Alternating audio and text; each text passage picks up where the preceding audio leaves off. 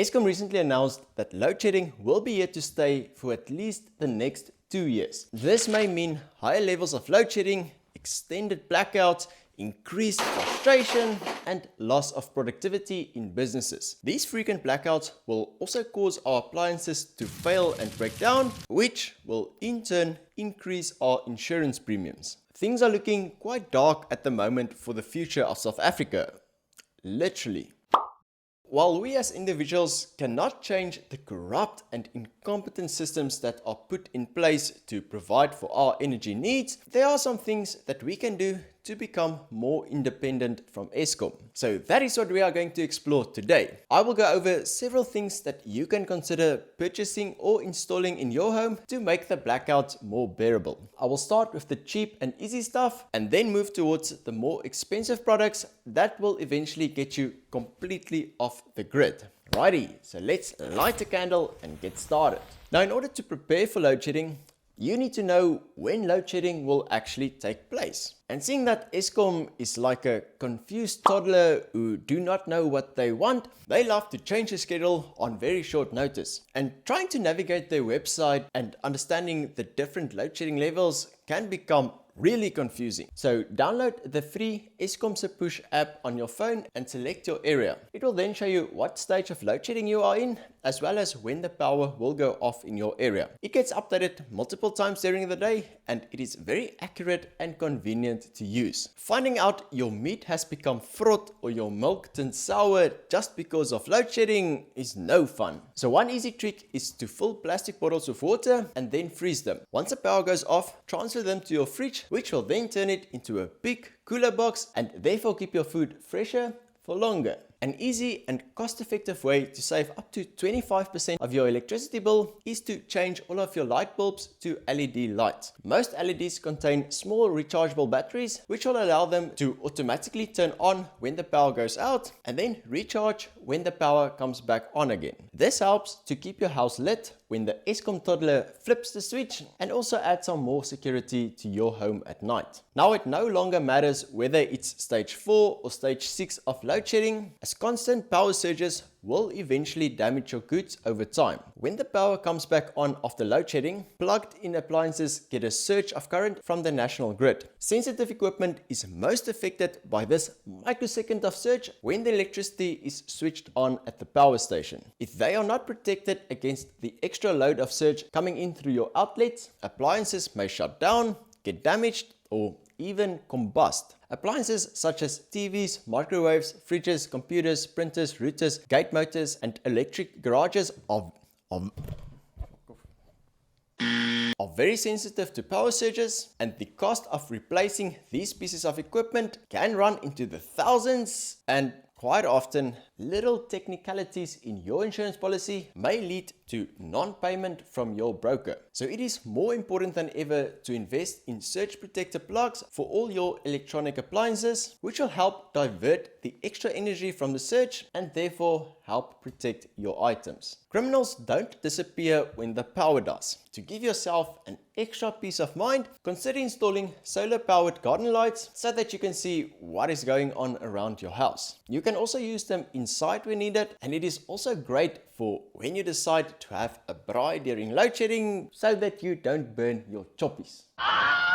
Bumping your claim Twinkie against the corner of the table while navigating the dark like the three blind mice can set off a series of rage and anger. And while candles will work to light up your house, they do pose a fire risk and do not last very long. Besides, we don't live in the dark ages anymore. So instead, consider investing in battery-powered lanterns, which will provide more light and last longer than traditional candles. Making sure your phone is fully charged before the power goes out is ideal, but very often we forget and then find ourselves trying to navigate the rush hour traffic with a dead phone. Power banks were great because they are portable little devices that you can carry around everywhere, and depending on the size, should be able to give your phone a couple of full charges per cycle. Consider power banks with a battery capacity of between 10,000 and 20,000 milliampere so that you can charge it more than once at a time. Now, nobody likes eating cold food for supper after a long day's work, and buying takeaways or eating out every single night very quickly becomes very expensive.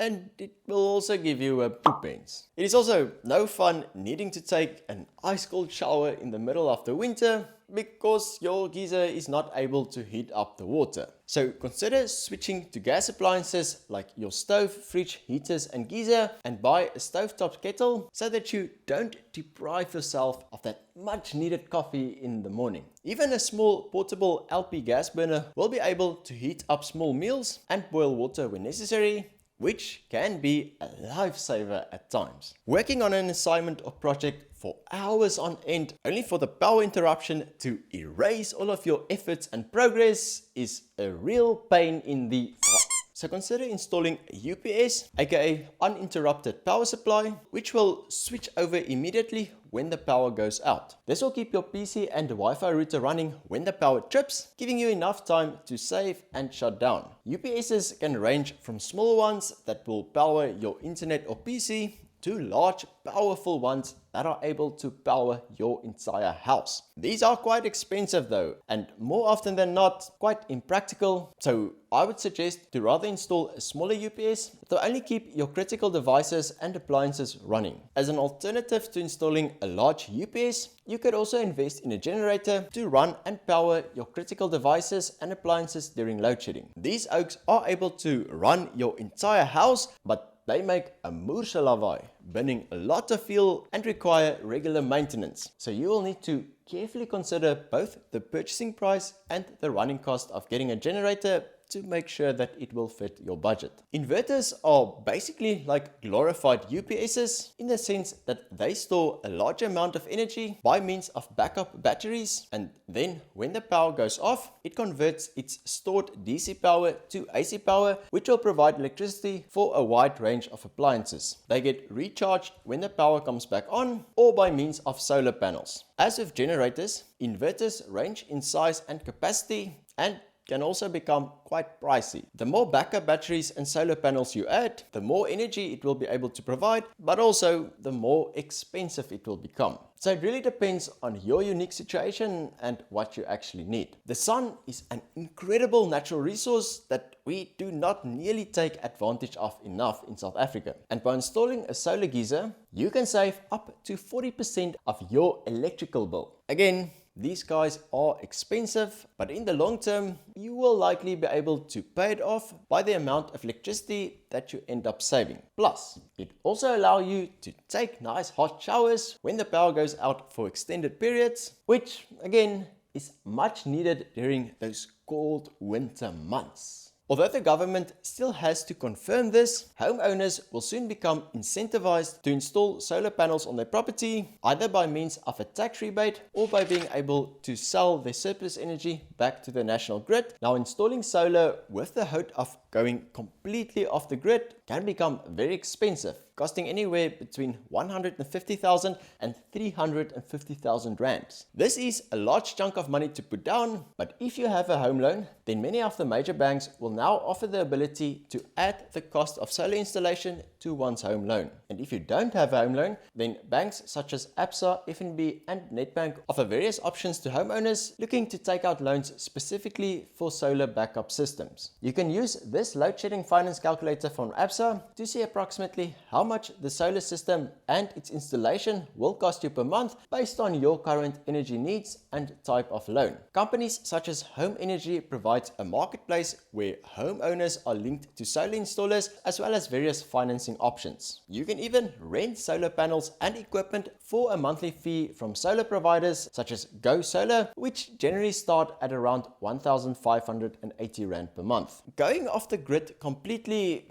is a great fantasy to have, but I'm sure that you can see that there lies a big caveat for trying to move away from Eskom and load shedding completely. Because of the high cost of entry, you will ultimately end up paying much more for the system than your monthly electricity bill. Business Tech found that the costs will typically work out to be around 3,500 Rand per month to install solar for a household that pays around 2,500 Rand per month for electricity. Solar solutions will therefore only start paying back after 3 to 8 years, while financing options are for loan terms of around 6 years. With that said, given the rapid rate of electricity electricity hikes, and the fact that you will not be a slave to Eskom's incompetence anymore, if you have the means, then aiming to go off the grid eventually will be a good move in my opinion. You can always start with an inverter and a single backup battery, and then later add on additional batteries, solar panels and a solar geyser, therefore making the transition more spaced out, allowing you to budget accordingly.